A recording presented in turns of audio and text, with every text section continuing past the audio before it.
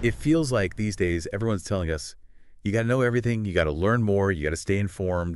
Like, we should all be walking encyclopedias. Yeah. But what if I told you there's actually like a hidden power in not knowing? That's what we're going to dive into today. Interesting how that idea of ignorance, how it's changed over time. Used to be a pretty neutral word, like just meant a lack of knowledge. But it feels like somewhere along the line, it kind of became a weapon. Yeah, like a bad thing almost. Almost like a personal failing. Yeah, for sure. And today, we're going to challenge that idea. Okay. We're going to look at how embracing not knowing can actually help you grow. Yeah, It can spark innovation. It can even make your relationships stronger. I like it. And by the end, you'll see how powerful a little bit of not knowing can be. So this pressure to know it all can be kind of dangerous. It can make people intellectually arrogant. Like they get so attached to what they already know that they just shut down to new ideas. Yeah, it's like they're building up these walls around themselves. Exactly. Think they've got it all figured out. Right, and that stops them from really growing and changing. Exactly. So this connects to like the fixed mindset, that idea that your abilities are just set in stone. When you're too afraid to admit you don't know something, you're actually limiting yourself. But when you embrace not knowing it, helps you develop a growth mindset. So instead of being afraid of not knowing, we should see it as an opportunity. Right, like opening a door to a whole new world of possibilities. I love that. And think about it, some of the most amazing discoveries came from people who were willing to say, I don't know, people who were willing to question everything. Like Einstein? Yeah. He said, I have no special talents. I am only passionately curious. He revolutionized the way we think about the universe. For sure. And it's fascinating how his curiosity and his willingness to embrace not knowing led him to challenge all these theories and ultimately come up with completely new ways of thinking about space and time and gravity. His approach is a perfect example of the power of a beginner's mind.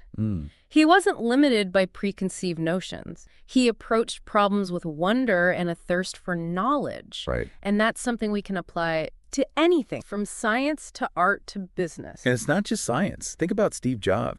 He didn't have a background in engineering, but he revolutionized tech. Jobs looked at technology from a completely different angle. He wasn't bound by the rules everyone else was following. Right. He wanted to create products that were easy to use and intuitive, even if it meant breaking the mold. And because he was willing to say, I don't know, he could see these possibilities that other people missed. This reminds me of something that's really relevant to our listeners, especially those who are lifelong learners. It's about the power of asking what might seem like really basic questions. Those simple questions can actually be really powerful. They make you challenge assumption, lead to deeper insights. It's like a little kid asking, why is the sky blue? That simple question can unlock this whole world of scientific understanding. And it's the same in any field. The willingness to ask those naive questions, to say, I don't know, is often the first step towards really getting it. And on the other side, we've seen how clinging to the idea that, it all can hold you back, but it can also fuel prejudice and outdated beliefs. Because when you think you have all the answers, you become closed off to new information and perspectives, and that makes you cling to biases and stereotypes. It stops you from truly understanding other cultures, other people. Even yourself. Exactly. It's like you're wearing blinders. You only see what you want to see. You get stuck in an echo chamber. Yeah, surrounded by people who think just like you. So this is where embracing not knowing can really set you free. It lets you approach others with real curiosity, a willingness to learn from their experiences. It's about realizing that everyone has something to teach you.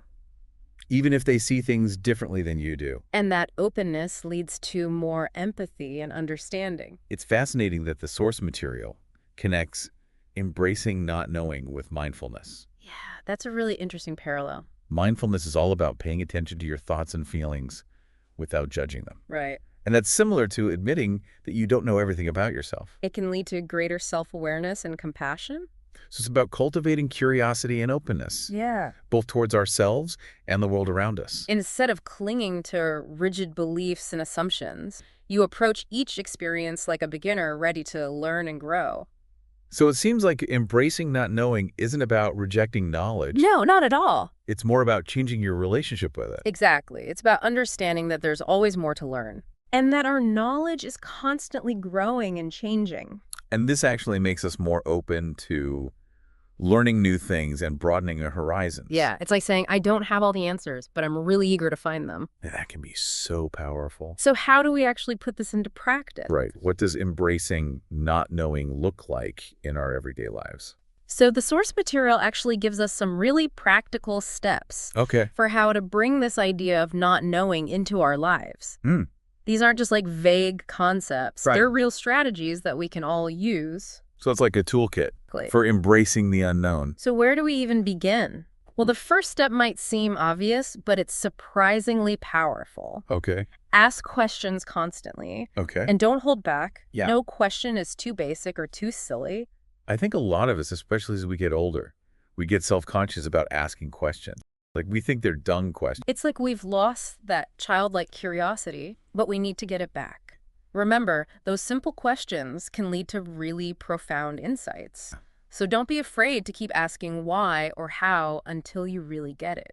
The next step seems a little counterintuitive, especially these days. Yeah. We're often surrounded by people who already agree with us, but the source material actually encourages us to seek out ideas that challenge our beliefs. It can be uncomfortable, but it's so important for breaking free from our biases Right. and developing a more nuanced understanding of complex issues. It's about engaging with different perspectives, even when they make us question our assumptions. Especially when they make us question our assumptions. It's about stepping outside of our echo chambers and exposing ourselves to a wider range of viewpoints. Like that saying, if you're the smartest person in the room, you're in the wrong room. I love that. You need that intellectual friction to grow. And speaking of growth, the third step is all about adopting a beginner's mindset, Okay. which we talked about earlier with Einstein and Steve Jobs. Yeah, it's about approaching every situation with fresh eyes. Like you're encountering it for the first time. Exactly. Cultivating a sense of wonder and curiosity. No matter how much experience you have. And this beginner's mind lets us be more open to new information, see possibilities that we might have missed. Exactly, and it ties in perfectly with the next step. Which is? Celebrate your mistakes. Yeah, I know, it's tough.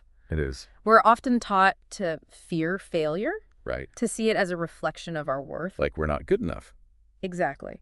But the source material suggests we need a totally different perspective. Okay. Mistakes are going to happen. Yeah. And they're actually really valuable. They're opportunities to learn. The key is to see failure as feedback. Instead of getting discouraged, Right. Ask yourself, what can I learn from this? how can I grow from this? Exactly. Shift your focus from avoiding mistakes to seeing them as stepping stones. On your learning journey. Okay. And the last step the source highlights is about cultivating mindful curiosity. Mindful curiosity. Yeah, it's about paying attention to the world around us and to Right. our own thoughts and feelings with a sense of openness. And non-judgment. Right. It's like hitting pause on autopilot Mhm. and really tuning into what's happening. Both internally and externally. Yeah, this allows us to see things more clearly, make more conscious choices. And we can apply this to everything. Yeah, from learning a new skill. To having a tough conversation. It's about being present, being curious and open to whatever comes up. So to recap, we have 5 key takeaways for embracing the power of not knowing. Okay, let's hear them. Ask questions relentlessly. Number 1. Engage with contradictory ideas. Number 2. Adopt a beginner's mindset. 3. Celebrate your mistakes. 4. And practice mindful curiosity. 5. These are all things we can actually do in our everyday lives. But how do these takeaways specifically benefit our listeners? Well, these strategies give us a framework for approaching learning with more humility, more openness, and ultimately more effectiveness. It's about moving away from that need-to-know-everything mentality Exactly. and embracing the joy of discovery. The thrill of exploring the unknown. For the learner who's always trying to expand their understanding of the world, these steps are really empowering. It's about shifting from I need to know everything to I'm curious to learn more. Which can make a huge difference in how we experience life. The source material really emphasizes that embracing not knowing isn't about rejecting knowledge or becoming complacent. Okay. It's about recognizing that true knowledge is a journey. Not a destination. Exactly. It's about going on that journey with a sense of adventure and excitement, knowing that we'll never really arrive. But that the journey itself is what really matters. It's about embracing the mystery and wonder of the unknown. That's where the magic happens. Because it's in that space of not knowing that we often make the most amazing discoveries. Not only about the world around us, but No. also about ourselves. Okay, we've covered a lot of ground here. We have. From the evolution of the word ignorance to the practical steps for embracing not knowing in our lives. Yeah. We've really explored the power of this concept. So what does it all mean for our listeners? What's the key takeaway? For me, the biggest takeaway is that embracing not knowing isn't a weakness. It's actually a strength. It's realizing we don't have to have all the answers all the time. And letting go of that need to be right can be so freeing. It lets us be more open to new ideas Yeah. and approach problems with more creativity and resilience. And in a world that's constantly changing, that kind of flexibility is more important than ever. It's not about just gathering information anymore. It's about knowing how to learn, how to adapt, how to embrace the unknown. Exactly. This whole deep dive has really been eye-opening for me. I realized I get caught up trying to seem like I know everything, have an answer for every question. Yeah. It's exhausting. It's a common trap, Yeah. especially in a culture that values expertise and being certain. But what we've learned today is that real growth comes from admitting we don't know everything. From acknowledging the limits of our understanding. Yeah. Being comfortable with uncertainty. Right. Saying, I don't know, but I want to learn. And that willingness to learn, that curiosity, that's what drives real innovation and discovery. So as we wrap up this exploration of not knowing, I want to leave our listeners with a question. Okay. The source material asks, what area of your life could benefit from a little healthy ignorance? Yeah, that's a great question. Yeah. And I would add, what are you really curious about? What really sparks your interest? Remember, the most important question isn't, what do I know?